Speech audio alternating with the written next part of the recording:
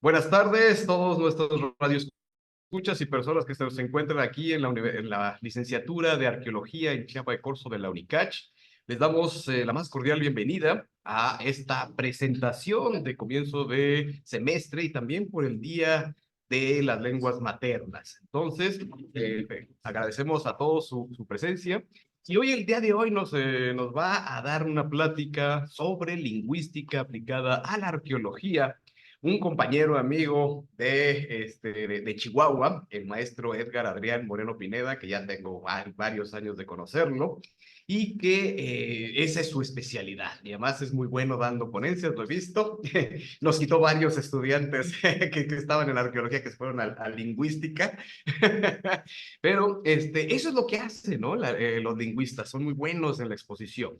Aquí, si me permiten, antes de comenzar por el Día de las Lenguas Maternas, y como ya hemos tenido varias actividades durante todo el día, pues sí mencionar que el día de hoy no celebramos solamente un día, sino celebramos un año más de hacer labor, gestión, investigación para la conservación y difusión de las lenguas. No importa si son originarias, no importa si son las mayoritarias, son lenguas y cada una de ellas merecen respeto, son importantes. No porque la hablen 1 millón de personas o 100, dos gentes, signifiquen sean menos. Muy al contrario, eso nos hace tener una obligación en conservar esas lenguas, esos idiomas, esa palabra en la cual tenemos pocos hablantes que todavía la practican. ¿Y por qué decimos esto? Porque la palabra es la que nombra todo nuestro entorno alrededor de nosotros. Y como saben ustedes, el paisaje, o más bien el medio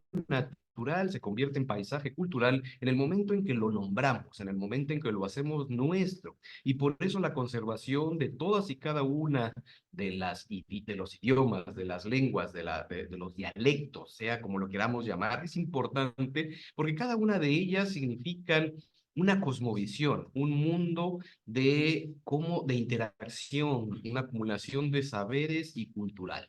Y sin más preámbulo, permítanme darle la pequeña semblanza de nuestro ponente el día de hoy, Edgar Adrián Moreno Pineda. Él es arqueólogo por la ENA, maestro en lingüística y doctor en humanidades por la Universidad de Sonora.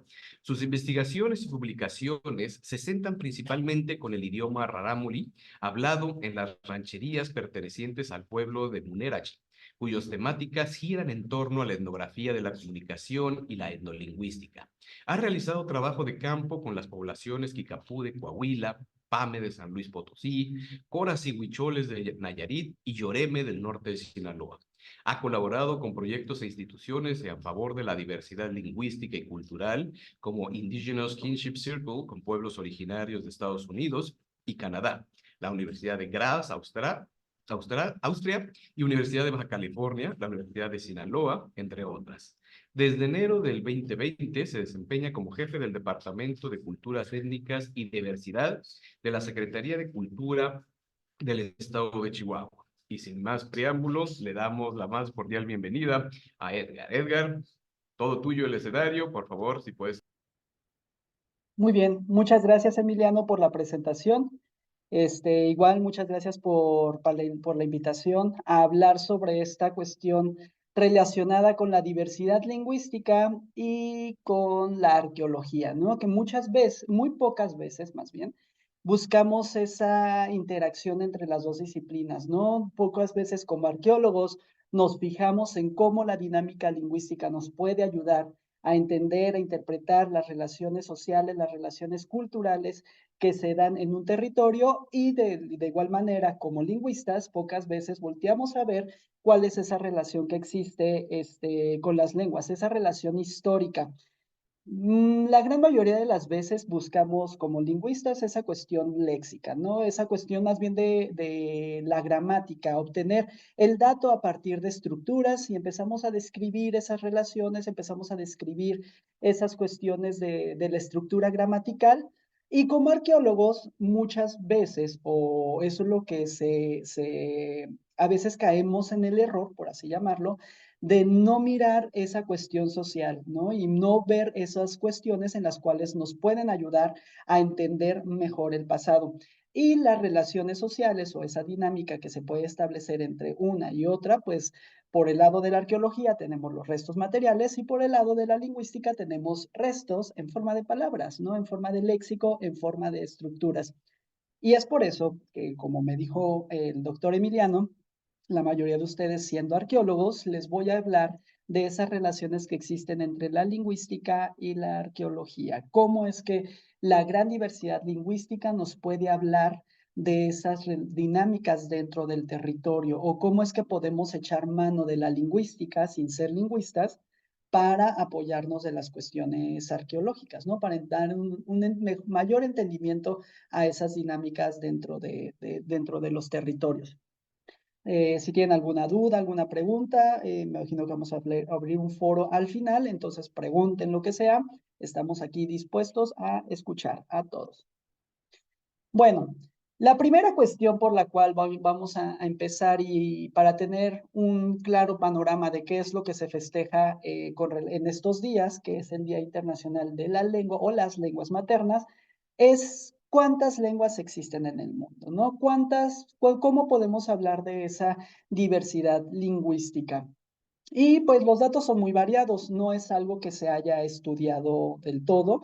Al final de cuentas, la lingüística no son muchos estudiosos, no son muchos lingüistas que, que se dedican a trabajar con las lenguas, pero no solamente son los lingüistas los que tienen ese compromiso de trabajar con esta diversidad lingüística, ¿no? Sino diversas disciplinas, historiadores, arqueólogos, antropólogos, etcétera, etcétera, se han metido con el trabajo descriptivo de las lenguas a lo largo de la historia. De acuerdo con los datos de Ethnologue, que publica o tiene actualizaciones constantemente, aproximadamente cada 2, 3 años, en el mundo estamos hablando de que existen un total de 7,102 lenguas, ¿no? De 102 maneras de entender la realidad y 102 maneras diversas de podernos expresar. Pero no solamente, volvemos a lo mismo, y no quiero que caigan en eso, estamos hablando de la estructura por la estructura en sí. No es solamente ver cómo el inglés utiliza ciertas estructuras o cuáles son los sonidos del francés o el español, cuáles son los préstamos que tienen los idiomas originarios o las lenguas indígenas, cuáles están perdiendo, cuáles están en una situación de desplazamiento. No solamente es ver esas cuestiones, sino entender la dinámica que se crea en los territorios, entender la dinámica social a través de esta realidad que tenemos en el planeta Tierra, ¿no? Y al final de cuentas tenemos regiones muy diversas, sobre todo son aquellas que se encuentran entre los trópicos. En el caso de África, en el caso de Asia, pues en las regiones del Congo, en África Central, tenemos una región muy rica lingüísticamente. En el caso de Papua Nueva Guinea, pues tenemos la región más rica de todo el planeta Tierra, donde se hablan cerca de 700 lenguas. Y en el caso de México, pues las regiones más ricas están compuestas, al menos más diversas lingüísticamente, pues están compuestas en el centro y sur de México, ¿no? Chiapas es un exponente de esa diversidad lingüística, Oaxaca, Veracruz, Guerrero, etcétera, etcétera. Y si eso lo empatamos con algunas cuestiones arqueológicas, con construcción de pirámides, ciertos restos, desarrollo de escritura, etcétera, etcétera, etcétera. Entonces, ¿no creen que hay alguna relación entre diversidad lingüística y cultura material? Entonces, no es que como arqueólogos sean ajenos a esta realidad, porque al final de cuentas la arqueología se construye por las sociedades, no son restos materiales que dejaron las sociedades y que al final de cuentas tuvieron un sistema de comunicación. ¿Cuál es ese sistema de comunicación? O cómo establecieron sus relaciones con el objetivo de poder ligar algunos aspectos. Esas son las preguntas que nos tenemos que estar haciendo, ¿no? ¿Cómo es que podemos empatar un resto material con una dinámica social? Ojo, aquí también les quiero hablar de algunos problemas o algunas cuestiones que imagino que los de semestres más avanzados ya lo han debatido un poco o ya han tenido un poco esa cuestión, que no es tan fácil relacionar un material arqueológico con una población, ¿no? El que yo me encuentre en una excavación una vasija, el que yo me encuentre un entierro, no es que pueda decir qué lengua hablaba ese individuo, qué lengua hablaba el individuo que creó o que usó al final de cuentas ese resto material. Eso tan exactamente así decirles, ah, sí, claro, la persona que hizo este cuaderno hablaba inglés, sí, ¿por qué? Porque tiene palabras netamente en inglés y pues no necesariamente caemos en esa situación. Aquí lo que sí debemos entender, la manera en cómo puede ayudar la lingüística a la arqueología es por las dinámicas lingüísticas, las dinámicas sociales que se dan en el territorio. Y eso, pues al final de cuentas, vemos restos en la lengua, vemos con quién has establecido las relaciones sociales, con qué lenguas ha tenido por vecina, con quién ha establecido ciertos contactos comerciales. Entonces, eso sí queda en la lengua, pero el asociar un material arqueológico a una lengua en específico, eso es muy difícil todavía. No podemos asociar del todo por seguro lengua igual a material arqueológico, al menos que tengamos mucha evidencia como pues como en la epigrafía maya o con ciertas cuestiones, pues que sí podemos asociar como tal una lengua cholana, por ejemplo, a ciertos sitios, ¿no? O una lengua mayense, yucateca, perdón, a otros sitios, ¿no? Esas relaciones todavía sí pueden estar un poco más claras y sobre todo si tenemos material de apoyo. Entonces, por ese lado, sí, pero así de que un objeto aislado o un objeto como tal, o en otros contextos, como por ejemplo en el norte de México, pues todavía se vuelve más complicado estar asociando una lengua hacia un resto material. ¿No? Ok, entonces ya tenemos toda esta diversidad lingüística y esta diversidad lingüística se agrupa en familias lingüísticas. No sé si estén familiarizados, si han escuchado antes el tema de familias lingüísticas, pero digámoslo de una manera sencilla, es cuál lengua tiene la estructura similar a la mía. No solamente en palabras, porque en palabras se pueden parecer muchas lenguas. Si bien, por ejemplo, ya en cuestiones más específicas, ya cuando hablamos de grupos de lenguas, pues sí podemos decir que están las lenguas romances a las cuales pertenece el español. ¿Por qué? Porque derivan del latín y entre ellas está el francés. Pero si ustedes se han acercado un poco al conocimiento del francés y hablan un poco de inglés o tienen un conocimiento de inglés, o aunque las vean similares, van a ver o van a notar que existe mucho léxico o muchas palabras parecidas entre el inglés y el francés. ¿Quiere decir que son parientes? Sí, son parientes lejanos, como parte de la familia indoeuropea, pero son parientes cercanos, así como lo es el español y el francés. No. Eso quiere decir que en una parte de la historia de los franceses hubo mucho contacto entre hablantes de inglés, ¿no? O sea, que quedaron restos de palabras, ¿no? Como se decimos en francés cereza, pues cerise, y como se dice en inglés, se dice cherry, perdón, ahí lo estoy haciendo muy francés. Entonces ahí vemos cierta relación, pero no quiere decir que sean lenguas que vengan de una misma rama. Vienen de un mismo tronco, que es la familia indoeuropea, pero no quiere decir que vengan de una misma rama. Entonces, como lingüista me preguntaría, ¿qué pasó ahí? ¿Por qué el inglés tiene muchas palabras francesas? ¿O por qué o visto del otro lado, porque el francés tiene muchas palabras inglesas, ¿no? Entonces, ahí sí tengo que entender la dinámica y las relaciones que se dan entre esas sociedades. Y cuando ya exploro la historia y cuando me voy al contexto arqueológico, veo que existió la Guerra de los 100 años, veo que existieron relaciones matrimoniales entre reyes franceses y reyes ingleses, ¿no? Entre esas familias. Entonces, ahí ya puedo amalgamar un entramado que me habla de una dinámica de una población. Hay una cuestión política dentro de un territorio que es evidente a través de la lengua. Ahora, eso trasládenlo a las relaciones que se dan en las lenguas originarias, de las cuales no tenemos tanta documentación como nos gustaría, como si lo tenemos del francés y del inglés. Pero entiéndenlo al francés y al inglés como una cuestión macro, en el sentido de que muchas investigaciones, mucho de dónde agarrar, mucha documentación histórica, mucha documentación arqueológica, pero si nos vamos a los idiomas originarios, vemos que no hay tanto descrito de las lenguas originarias en el caso de América, en el caso de México concretamente, y ustedes que están en Chiapas, en el caso de Chiapas, que bueno, la llevan un poco más de gane, y con los contextos arqueológicos que están encontrando, ¿no? Entonces, como que mi consejo, y sobre todo ustedes que están en una región con mucho material histórico, con mucha evidencia lingüística, en el caso del desarrollo de escritura, sí deberían de voltear a ver la cuestión lingüística para ver cómo se apoya el aspecto arqueológico, sobre todo estas dinámicas que se dan. Ahora, ¿cómo definimos esa familia lingüística? Ya les dije, se tienen que parecer varias cuestiones. Una de ellas son las palabras, ¿no? A partir de palabras, pues podemos ahí saber qué se parece a qué con qué, pero no solamente las palabras, porque las palabras pueden ser engañosas. Entonces, aquí lo importante también es ver la estructura de la lengua. Si tiene similitudes la estructura, si va más allá de palabras, entonces sí podríamos decir, ah, son parientes. Entonces, el español y el francés son primos. El español y el catalán, pues también son primos más cercanos, ¿no? Casi hermanos.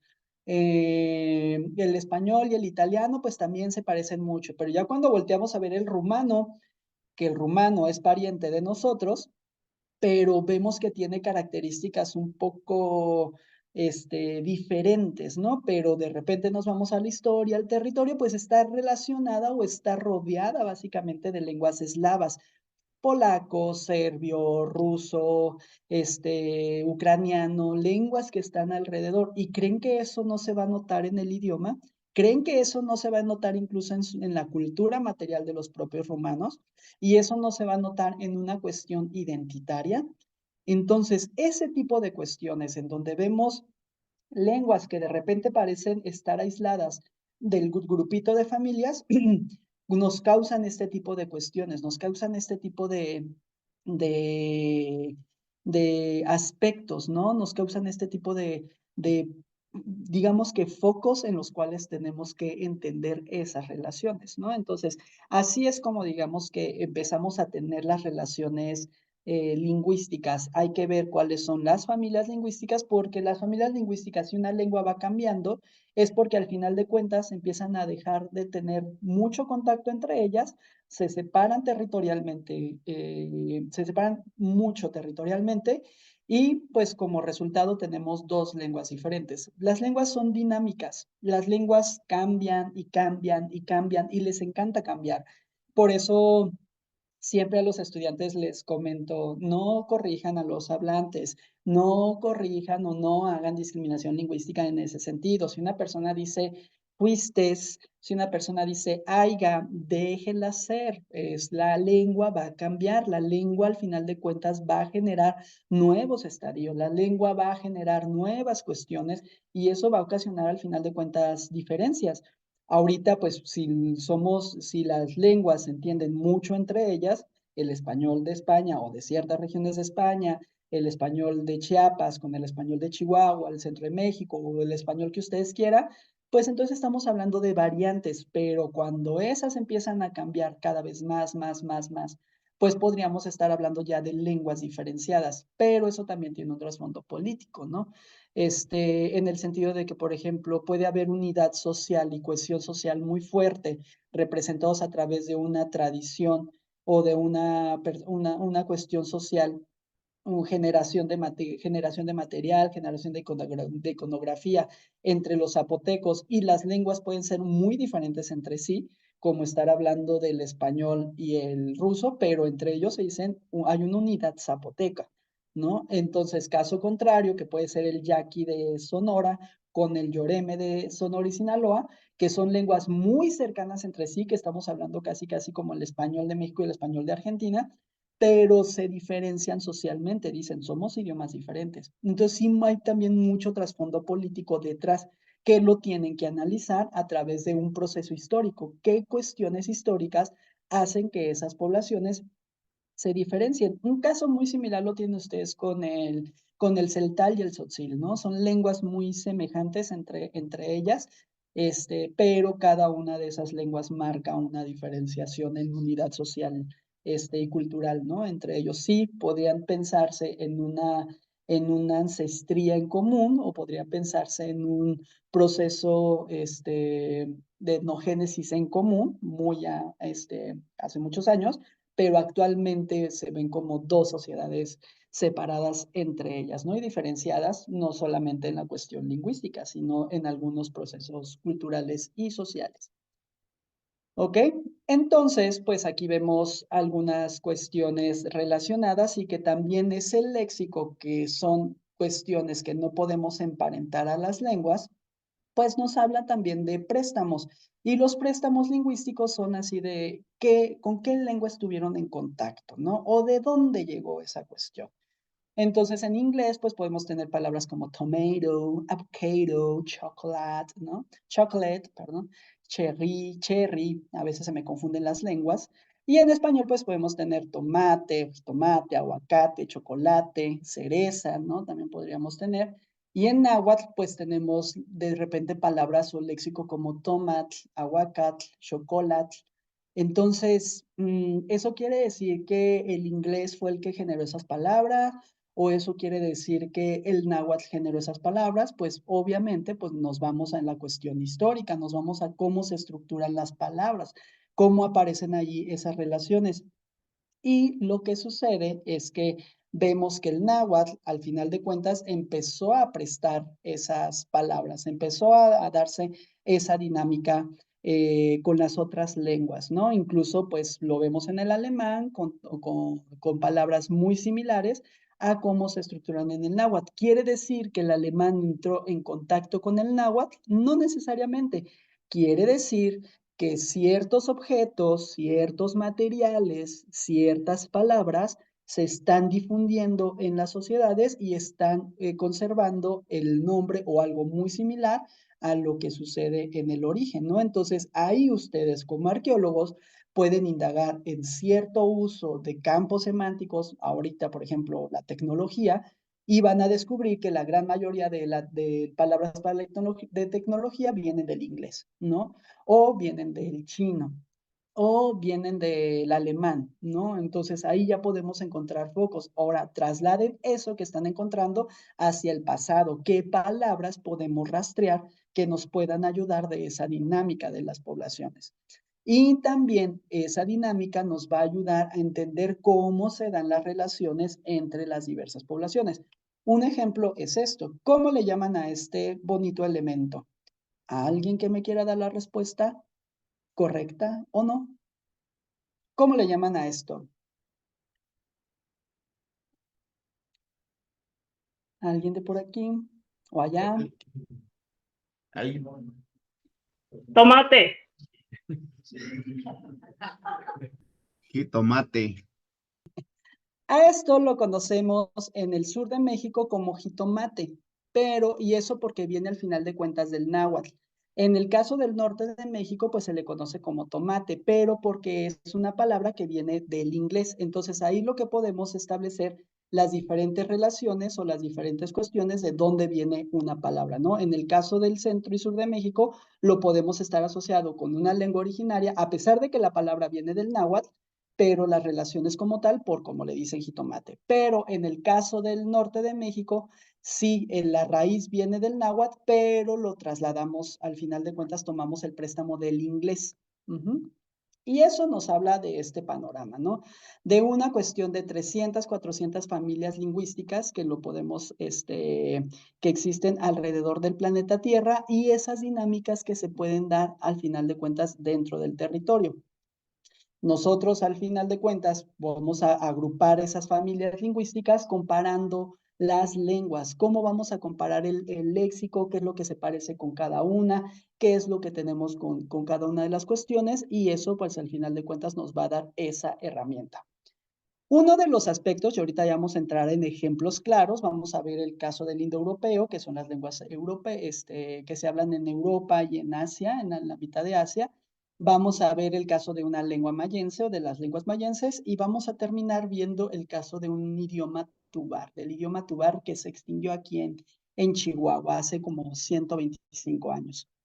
Entonces, siempre la gran mayoría de los estudios lingüísticos que se empiezan a pegar a las cuestiones arqueológicas lo empiezan a relacionar a partir de elementos parecidos entre ellos. Entonces, si bien se tiene el indoeuropeo, es una lengua, digamos que es una lengua de la cual desciende la gran mayoría de las lenguas en Europa, ¿no? El ruso, el alemán, el italiano, lenguas también que están agrupadas o que se encuentran en Asia, como ay, se me acaba de ir, el sánscrito, ¿no? El persa, que son familias, que son lenguas que están agrupadas en eso, han tratado de agrupar cada vez más grande esa familia para saber cómo es que se dieron las relaciones sociales hace años, ¿no? 5,000, 10,000 años, de dónde proceden todas esas familias lingüísticas.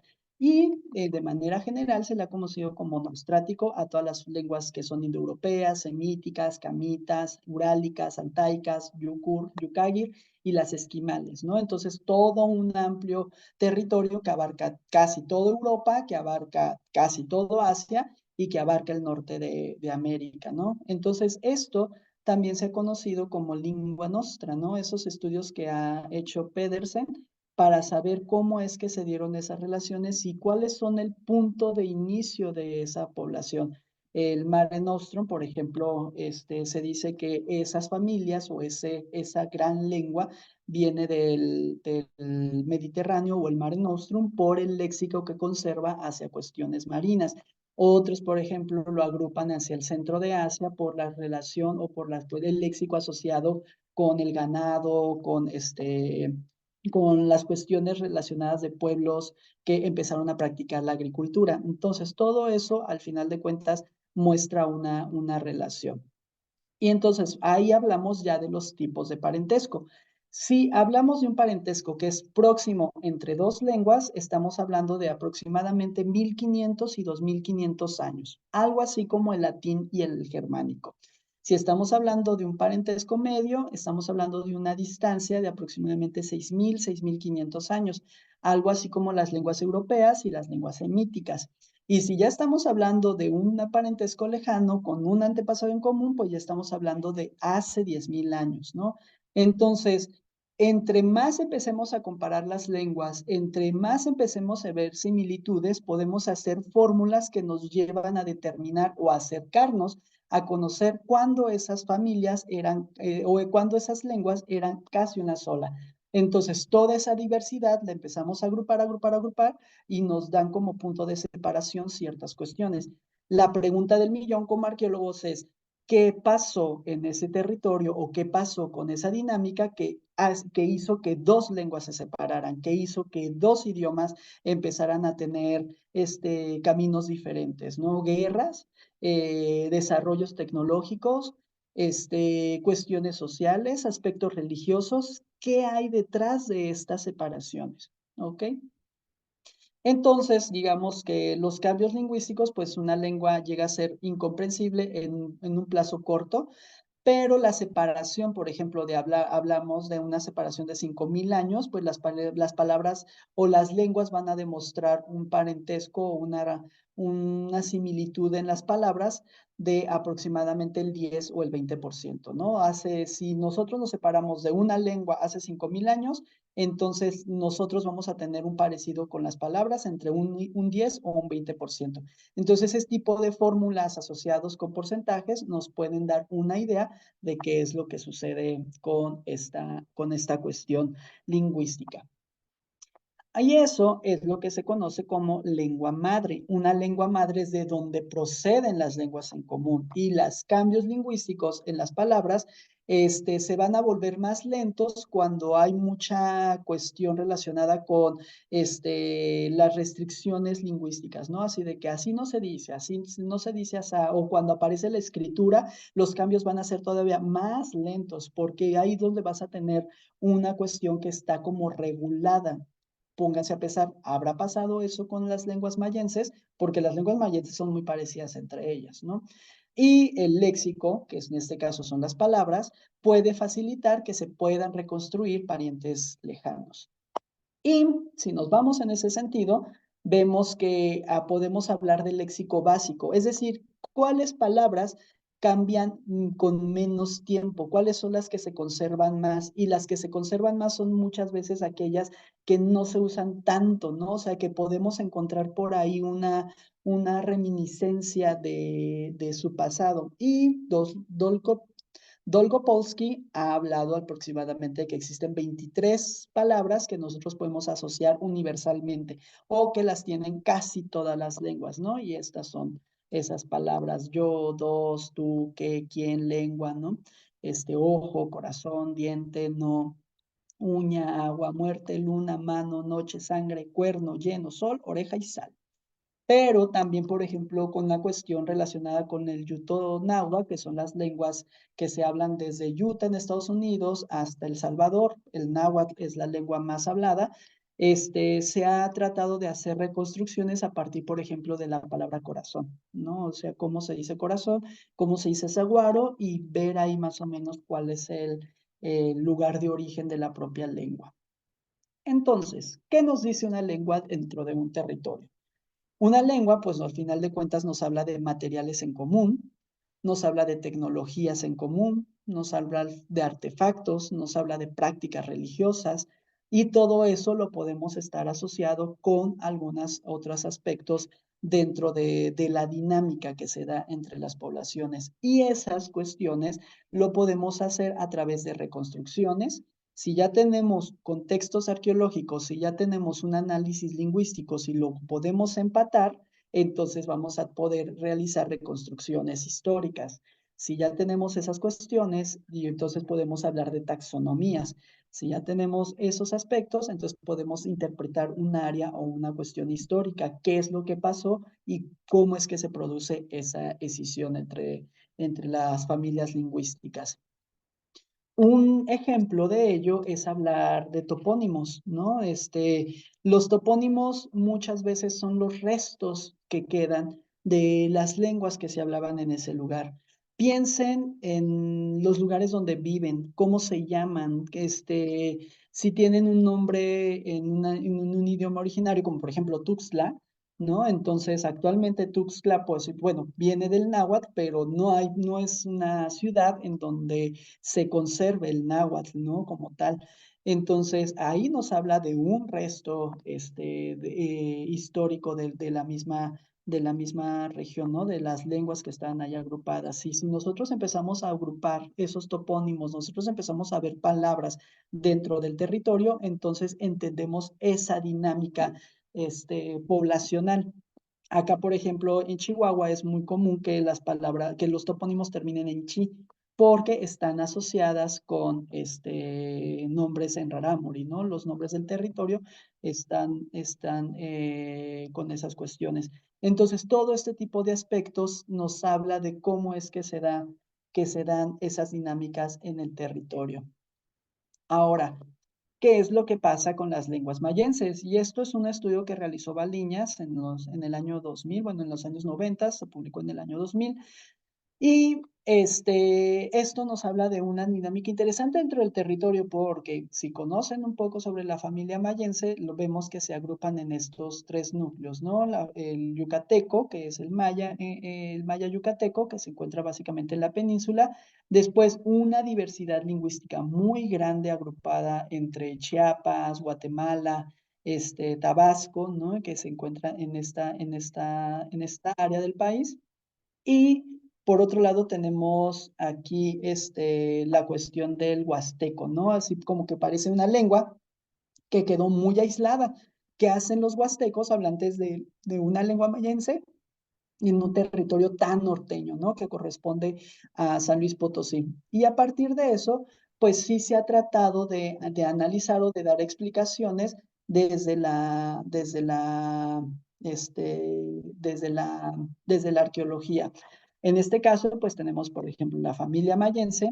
Se ha tratado de reconstruir en este sentido con algunas ramas, en este caso la oriental, la occidental, el yucatecano y por el otro lado el huastecano.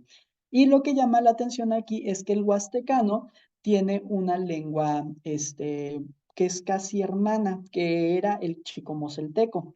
El chicomocelteco se hablaba en esta región de Chiapas, ¿no? En el sur de Chiapas. Entonces, ¿qué hace una lengua como el huasteco y el chicomosulteco, que son parientes, y el huasteco tan norteño y el chicomosulteco cercano a toda esta diversidad lingüística? Pero el chicomosulteco no pareciéndose a las lenguas que están alrededor.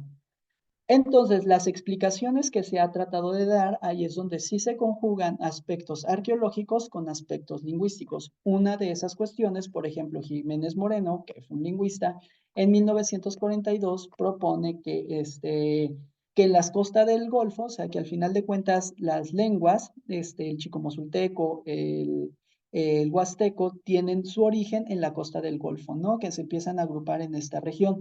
Lo que sucedió o lo que pasó es porque ven una regularidad muy en los materiales arqueológicos, en los sitios arqueológicos, ven mucha regularidad en toda esta costa del Golfo, ¿no? Sobre todo en el sur. Hay algunas cuestiones o algunas hipótesis que incluso asocian elementos olmecas con lenguas de la familia huastecana, ¿no? Bueno, del tronco huastecano, pero que hubo una llegada de la población o de las lenguas mijesoquianas que se encuentran actualmente en este territorio y fueron las que empezaron a dividir a esas poblaciones, enviando al del chicomosulteco migrando hacia el sur y las lenguas huastecas siguiendo la costa y asentándose en esta parte norte de Veracruz, San Luis Potosí, ¿no? La propuesta de separación o lo que pudo haber sucedido en ese tiempo fue hace aproximadamente 350 años, bueno, fue en el año 350, perdón, después de Cristo, fue ver o a tratar de analizar esos aspectos a través de los materiales. ¿Qué materiales arqueológicos empezaron a generar la población huasteca y qué materiales arqueológicos ya se empezaron a desarrollar como tal en el área maya? Otra de las hipótesis, o otra de las cuestiones, pues es que más bien esa familia, bueno, ese grupo de lenguas tuvo su origen en la región de la Huasteca. De ahí se entiende como el homeland de las lenguas mayenses. ¿Qué es el homeland? Pues el homeland es el lugar de origen de una lengua, ¿no? De dónde tenemos los datos para saber que de ahí proviene. Y en este sentido, lo que tenemos es de que se ha propuesto la región como tal de la Huasteca y que de ahí partieron las diferentes migraciones hacia la península de Yucatán, hacia la región de Guatemala, hacia la región de Chiapas. Pues, ¿qué es lo que tenemos o cuáles son las pruebas a favor? Eso, bueno, al final de cuentas se da una fecha como de 4.500 años en la propuesta de origen de esas lenguas, y lo que vemos es una uniformidad lingüística, ¿no? Maya en la tradición desde el preclásico hasta la conquista. Entonces, vemos uniformidad lingüística y también vemos uniformidad en la creación de los materiales. Y lo que más bien se propone es de que había como un continuum dialectal, es decir, la lengua A se entiende con la lengua B se entiende con la lengua C y la lengua C se entiende con la lengua D. Y así al final de cuentas se van difundiendo estos aspectos. Una de las cuestiones que apoyan este tipo de hipótesis es que el chicomosulteco era una población pequeña. Entonces, lo más lógico es que viniera de una migración de un núcleo mayor de población, en este caso la huasteca, y que después empezara a bajar adquiriendo rasgos de otras lenguas o desapareciendo algunas variantes por cuestiones de contacto y quedara el chicomosulteco como un relicto del grupo huastecano. Actualmente el chicomosulteco pues es una lengua muerta, pero muchas veces de esas cuestiones o esas pistas arqueológicas que quedan como pendientes nos dan pistas las diferentes lenguas. La última, bueno, hay varias hipótesis, pero les voy a presentar solamente tres, que esta hipótesis es que el protomaya tuvo su origen en la región de los Cuchumatanes, que es en esta parte de las tierras altas de Guatemala, y que de ahí empezó todo su desplazamiento hacia las diferentes regiones donde se habla las lenguas mayenses. ¿Qué es lo que apoya esto? Pues al final de cuentas que en esta región del país y en Guatemala es donde se concentra la gran mayoría de la población mayense, ¿no? Maya hablante. Entonces, es más, es más fácil o es más entender que la población tuvo su origen aquí y que hubo migraciones posteriores hacia el norte y después una dinámica o una migración posterior hacia el sur, en el caso del chicomosulteco. Lo que aquí es importante analizar es cómo se establecen esas relaciones de migración o de extensión dentro de un territorio. Y lo que se menciona es que los ríos jugaron un papel importante en la expansión territorial de las lenguas mayenses y al final de cuentas en su diversificación, ¿no? Esta hipótesis habla de aproximadamente que en el año 2200 antes de Cristo, pues está hablando de una dinámica de extensión de todas estas lenguas, ¿no? Y los ríos, pues fueron algo muy importante ya en los ríos, o sea, ya cuando se empezaron a desembocar hacia el mar, lo que surgió con el Huasteco fue una migración hacia el norte, costeando, ¿no? Alrededor de la costa. Como no eran familias mayenses y como se iban encontrando con otras poblaciones, pues incluso familias lenguas mijezoquianas, lenguas totonacas, pues ahí hubo grupos que se empezaron a asimilar a estas lenguas, ¿no? No conservándose una continuidad lingüística en este territorio. Es por eso que tenemos el huasteco aislado. Ahora, ya para ir concluyendo, ¿qué es lo que sucede con el idioma tubar, ¿no? ¿Qué es lo que pasa con el idioma tubar? El tubar también desafortunadamente es una lengua muerta. Esta se ubicaba básicamente en el sur de Chihuahua, en esta región de Chihuahua, que es una región de barrancas, aquí es donde pongo en duda un poco esa cuestión de Aguirre Beltrán, no sé si han leído las zonas de refugio, en donde se conservan muchas de las cuestiones porque no entran tanto en contacto con sociedades mayoritarias y bla, bla, bla, ¿no? Todos esos aspectos. Pero lo que tenemos aquí es que al final de cuentas, una lengua en una zona de refugio, pues vemos que al final de cuentas se terminó por desplazar. Y es una lengua que casi nadie le ha tomado mayor importancia en y considero que puede ser importante desde el punto de vista arqueológico porque nos ayudaría a entender las dinámicas social y la dinámica de comercio que se dio en toda en la Sierra Madre Occidental, ¿no? Esta región, pues, de acuerdo con los datos del Lumholtz, que es uno de los que la documentó, que hizo trabajo de documentación, no desde la lingüística, porque no tenía una formación como tal de lingüista, y pues ahí con algunos ayudantes como Hartmann, que era más bien ecólogo, biólogo, entonces ahí trató como que de generar una descripción de la lengua y de la población. Entonces, lo que es interesante es que esta lengua se distribuía desde Baborigame, que es un territorio tepehuano del norte, hasta con la familia Pima, ¿no? Hasta cerca de poblaciones Pimas. Entonces tenía todo un territorio muy amplio en esta región que conectaba las lenguas tepimanas. Ahorita vamos a ver qué es lo que sucede con el tarahumara. Cuando yo empecé a ver o a tomar en cuenta un poco el tubar, y yo dije, ¿qué es lo que estará pasando con el tubar? Fue porque cuando hice documentación de relatos y de historias entre la población rarámuri de Munerachi, que está más o menos en esta región, me di cuenta que hablaban mucho de los tubares, ¿no? Y los tubares lo estaban asociando con una cuestión mitológica, que eran los gigantes. Entonces yo dije, ¿por qué tiene el nombre de Tubar y no tiene el nombre de Ganoco, como sucede en otras partes de la Sierra Tarahumara? Si hacemos un mapa de lo que menciona Lumholtz, en rojo aparecen todas las comunidades tarahumaras y en amarillo aparecen las comunidades tubares, ¿no? Entonces ahí vemos que se encuentran dos lenguas en contacto o dos lenguas vecinas, al menos de territorio. Y esas lenguas vecinas pues van a tener alguna dinámica, sea pacífica o sea bélica, pero van a tener una relación entre ellas. ¿Ok? Entonces, el tubar pues es una lengua, como les mencioné, extinta, y el rarámuri es una lengua que se conserva muy vital y muy fuerte, al menos en esta región. ¿Quiénes son los tubares? El nombre de la población, pues, es Tujualin. Y desde ahí, o sea, hacia finales o hacia principios del siglo XX, pues ya no quedaban arriba de 2 docenas, que es lo que menciona de Lumholtz, y más o menos o aproximadamente unos 5 o 6 sabían su propia lengua, ¿no? Y la relacionaba con el náhuatl.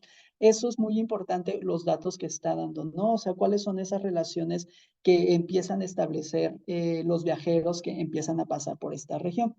La mayoría, como dice, se encontraba en el pueblo de San Miguel, a 17 millas de Morelos Río Abajo, que es esta región que yo les estoy mencionando.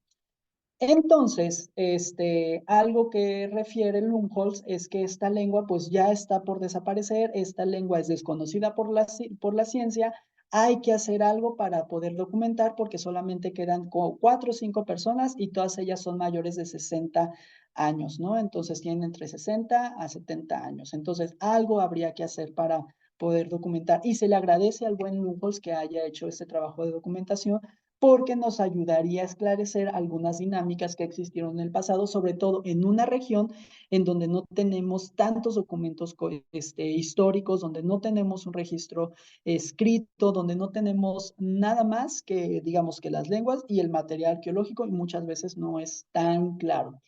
Si nos vamos a las características genéticas de la lengua, esta, a diferencia del maya, pues proviene de la familia yuto-azteca, de la rama sonorense, y es pariente de los tepimanos y de los taracaitas, ¿no? Que se extienden en este territorio. Y el tubar, con su crucecita, pues lo agrupan como un grupo. Entonces yo dije, si están tan cercano el tubar y el rarámuri, pues definitivamente me voy a encontrar muchas palabras que se parezcan al rarámuri más que a otra lengua.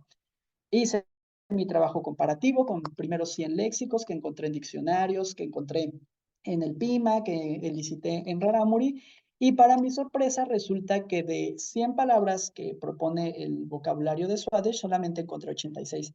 Pero la similitud entre el rarámuri y el tubar solamente fueron de 12 palabras, y la similitud entre el PIMA y el tubar fueron de 22 palabras. Entonces, a pesar de que es vecino del tarahumara, parece ser más cercano a esas lenguas tepimanas que a las lenguas taracaitas. Y la cuestión es por qué, si al final de cuentas tenemos esta distribución del tarahumara, que son estos puntos amarillos, esta distribución del tepehuano, que son los puntos rojos, y esta distribución del pima, que son los puntos morados, ¿no? Entonces, el tubar se hablaba en esta región. Entonces, si se dan cuenta, y piénsenlo desde el punto de vista arqueológico, ¿qué hace una lengua, en este caso tarahumarana, rompiendo a las dos lenguas tepimanas? Estas lenguas dejaron de tener contacto o mantenían el vínculo por medio de un puente. Y si ese puente pudo haber sido el tubar, ¿no? Que fueron las relaciones o las dinámicas que se dan, aquí está más o menos Paquimé, que son las que se daban en dirección a toda la sierra. Estas lenguas definitivamente tuvieron que tener algún vínculo. La pregunta del millón, ¿era el tarahumara o el tarahumara eran los enemigos? ¿O cuál es el puente que se establecía entre las lenguas pimas y las lenguas tepehuanas, ¿no? Entonces, ya, si nos vamos un poco a la memoria histórica, si nos vamos un poco a esas cuestiones que nos queda saber, rastrear un poco en los relatos, sí se conservan algunas historias dentro de la memoria histórica de los rarámuri. Y lo que tenemos aquí fue que Lujos menciona esto, ¿no? Dícese que eran valientes los tubares y que sostenían constantes luchas contra los tubares. Cuando yo empecé a hacer este trabajo, ellos, los rarámuri, empezaban a asociar los tubares con la figura del gigante y el arte rupestre que aparece en esa región la empezaron a asociar como elementos que así hicieron los tubares. No lo reconocían como algo propio, sino como algo que hicieron los gigantes. El relato más o menos dice así, ¿no? De manera general, pues que antes había tubares, que antes había gigantes, o sea, entendiendo esta figura como el gigante asociado con el tubar o con la misma palabra, y que molestaban a los rarámuri y se comían a los niños pequeños, ¿no? Entonces, una vez los rarámuri hicieron una fiesta del Yumare para invitar a los tubares como buenos amigos a comer. Entonces, un día de estos, los rarámuri le dijeron al tubar que para que pudieran, bueno, más bien, para que pudieran vivir tranquilos, los rarámuri, pues, se pudieran, al final de cuentas, ya no preocupar por la falta de niños, empezaron a idear un plan para exterminar a los tubares. Y les dijeron que iba a hacer mucho frío, ¿no? Que iba a caer una nevada y que les recomendaban resguardarse en las cuevas. Y en las cuevas los rarámuri empezaron a meter zacate, ¿no? Empezaron a meter paja, zacate y todo eso y ya se metieron ahí. Entonces, cuando ya estaban durmiendo los tubares, los rarámuri fueron y prendieron fuego. Entonces, y esa fue como la explicación en el sentido de que por eso hay casas de acantilado, por eso hay arte rupestre, por eso las cuevas tienen humo, ¿no? Entonces ahí vemos que hay dentro de la memoria histórica del Rarámuri una explicación hacia los materiales arqueológicos, una explicación hacia un pasado que puede o no ser cierto. ¿Quién sabe? La cuestión es que sí nos puede ayudar para entender esa dinámica dentro de un territorio. Aquí no estoy diciendo, claro, de acuerdo con el relato Rarámuri, las pinturas rupestres y las casas de acantilado la construyeron totalmente los tubares. No, pero al final de cuentas, sí tenemos una explicación histórica a partir de la memoria de una población con relación a un material arqueológico en la región.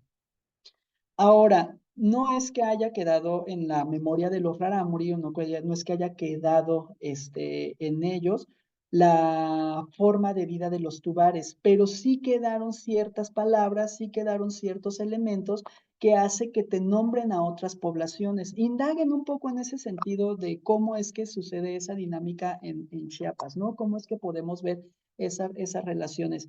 Entonces, que esas características que tenían esas personas en la memoria histórica coincidan con las de los gigantes, no es que sean sinónimos como tal, sino que más bien su significado es coincidente y en algunos contextos puede señalarse como como el mismo referente, ¿no? En este caso, sí queda una memoria histórica dentro de la población rarámuri con relación al tubar, sí queda cuestiones en la lengua que nos dicen que los tubares están más alejados de los rarámuri o que no se llevan tanto con los rarámuri.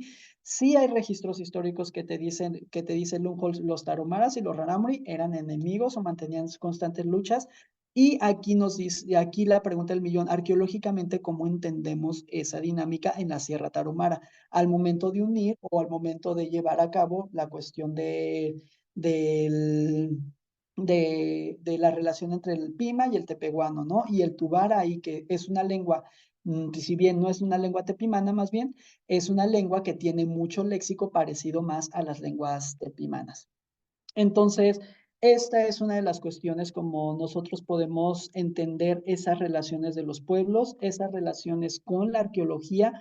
Digamos que la diversidad lingüística no solamente es mencionar que hay que conservar porque las lenguas son bonitas, hay que conservar porque las lenguas se ve más rico el panorama. No, hay que ver o hay que adentrarnos a la diversidad lingüística para que en su caso, como arqueólogos, puedan entender dinámicas del pasado, porque muchos de esos van a tener huellas en la lengua, ¿no? Si como arqueólogos se acercan más a entender la diversidad lingüística, a entender esas relaciones, pudieran entender más esas dinámicas que se dan en un territorio, pudieran entender más esas relaciones entre los pueblos, entre las comunidades, y nos pudieran dar pistas también al final de cuentas de cómo es que se dan los tratos entre diversas lenguas, ¿no? Para ir cerrando, ya para pasar, no sé si tengan algunas preguntas. ¿Qué es lo que nos quedamos? Pues la diversidad lingüística se tiene que entender más allá de la cuestión de análisis gramatical, ¿no? O sea, un lingüista no solamente es así de voy a analizar la estructura de la lengua en sí, sino tiene que ir más allá de la cuestión social y sobre todo por las cuestiones de lo que está sucediendo actualmente con la diversidad lingüística, ¿no? Que se encuentra en riesgo, que muchas de esas lenguas van a desaparecer en pocos años. Entonces, ¿qué es lo que tenemos que generar trabajos de documentación y de esos trabajos de documentación ligarlos al final de cuentas con otras cuestiones o con otras ciencias? Buscar las relaciones entre la arqueología y la lingüística a partir de las dinámicas sociales, atestiguadas en el léxico, préstamo, raíces lingüísticas, materiales arqueológicos, estructuras, todo lo que nos pueda ayudar para entender esa dinámica. Las sociedades cambian, las lenguas también, pero las lenguas cambian un poco más lento que las sociedades, ¿no? Entonces vemos ahí también algunos restos que nos pueden ayudar. Y como arqueólogos les recomiendo buscar relaciones con otras ramas de la antropología y la diversidad lingüística actual los puede ayudar a entender aspectos sociales actuales hacia el pasado. Y pues muchas gracias, Mate Trabá, Emiliano, por la invitación. No sé si tengan alguna pregunta. Tenemos, creo que tiempo, ¿no? Bueno, mi querido Edgar, pues muchas felicidades. No sé si me fui rápido, pero espero que haya quedado claro. No sé si aquí el público, tanto el que virtual que nos está escuchando como el que tenemos aquí presencial, tiene alguna pregunta. No se amontonen. No tengan miedo, no los voy a regañar. No va a ser examen. No hacer examen. Nada más para aclaración. Decías que el grupo de los chicomucelos, no me acuerdo bien el término lingüístico, de ahí se movió hacia los huastecos, es lo que mencionabas, o viceversa, o no se sabe cómo se Mira, movilizó. ajá. Lo que sucede es que el huasteco y el chicomosulteco eran dos lenguas, eran una lengua en algún momento, ¿no? Era así como de que, o eran un proto-huasteco, por así llamarlo, ¿no? Eran un solo grupo, eran solo una población. Y a partir de eso, vemos que una lengua se quedó en un territorio norteño, que actualmente el huasteco lo hablan como 120,000 personas, y después vemos un chico musulteco que se movió a Chiapas, que se extinguió. O sea, y que los registros históricos y todo eso siempre te hablan de una población muy pequeña, ¿no? Entonces, la pregunta del billón, o el huasteco subió, migró hacia el norte y tuvo su origen en donde tuvieron su origen las lenguas mayas, o el chico mosulteco migró del norte hacia el sur, ¿no?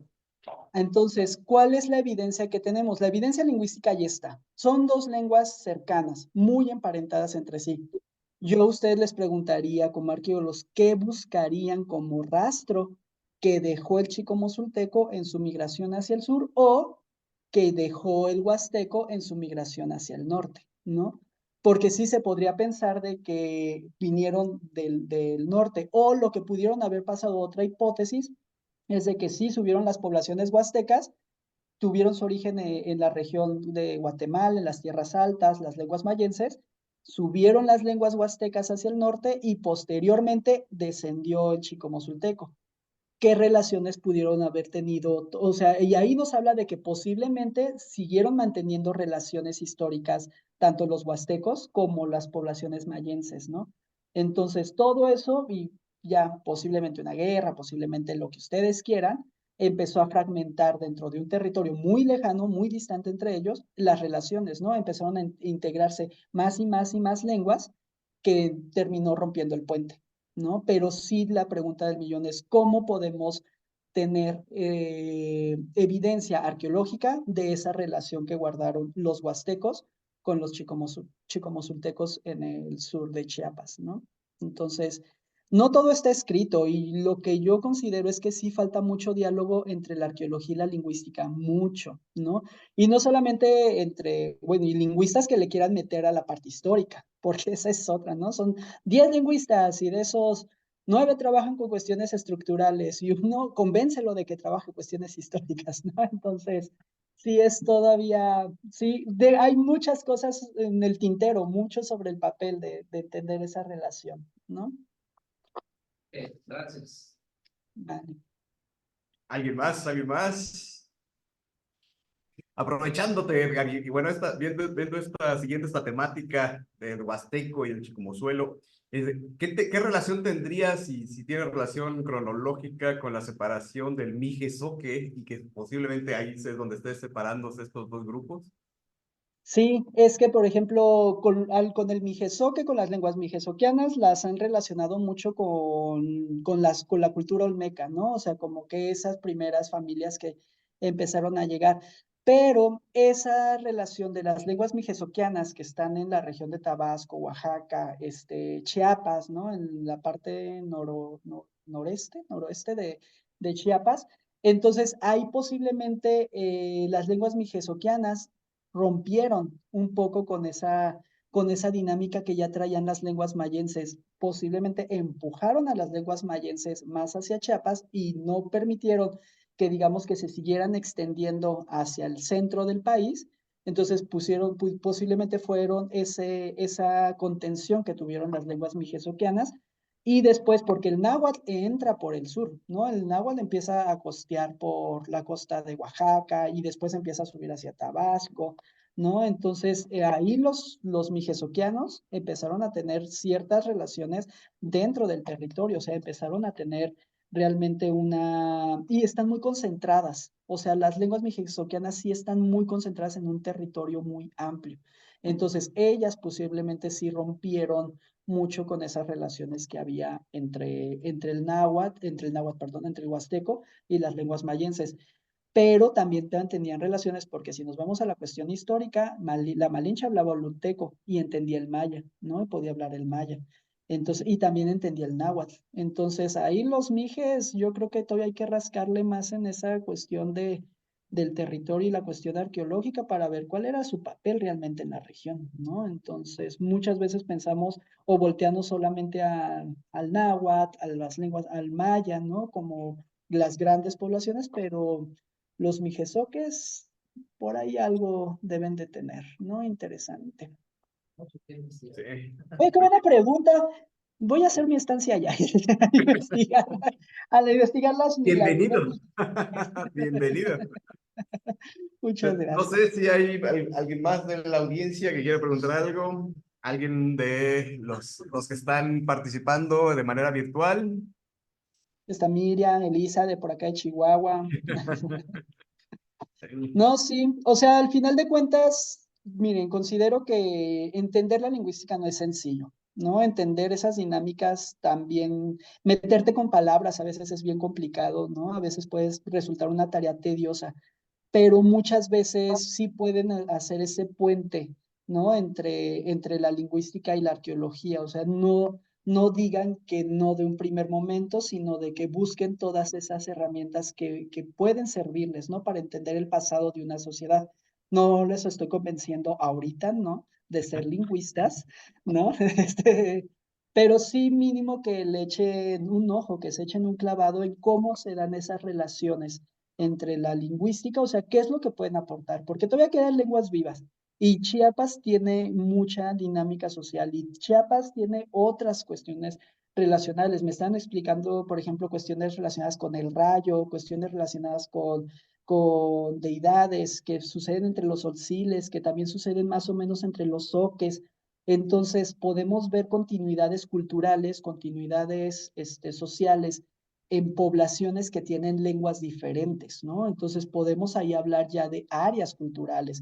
Podríamos digamos, pasemos más allá del solo mencionar Mesoamérica, ¿no? Hablemos más dime más de esa dinámica sociolingüística que estás teniendo en el territorio. No solamente me hables de periodos, dime más, o sea, cómo se da una relación social, ¿no? ¿Qué es lo que tienes en la mano para hablarme de esas cuestiones? Entonces, son nuevas generaciones. Yo creo que la arqueología tiene que brincar a esa explicación más social, ¿no? Tiene que brincar y tiene que agarrar más de la mano todo lo que tenga a su alcance. Y pues yo creo que es una manera de la que ustedes pudieran renovar la arqueología y darle una identidad propia a la arqueología que se hace en Chiapas, ¿no? Entonces, ese sería mi consejo. Perfecto, pues bueno, mi querido Adrián, te felicitamos y de nueva cuenta, pues, muchas gracias. No, pues muchas gracias a ustedes. Espero y pronto conocerlos. Ya te haremos llegar tu constancia por tan excelente presentación. Como pueden ver, la presentación se grabó y próximamente la subiremos en nuestro canal en YouTube de Licenciatura en Arqueología. Nos pueden buscar. Denle like y háganse miembros de esta para que tengamos más público que conozca sobre lo que hacemos aquí en la Licenciatura de Arqueología. Muchas gracias, nos vemos y los esperamos en la próxima presentación. Muchas gracias, hasta luego, se cuidan.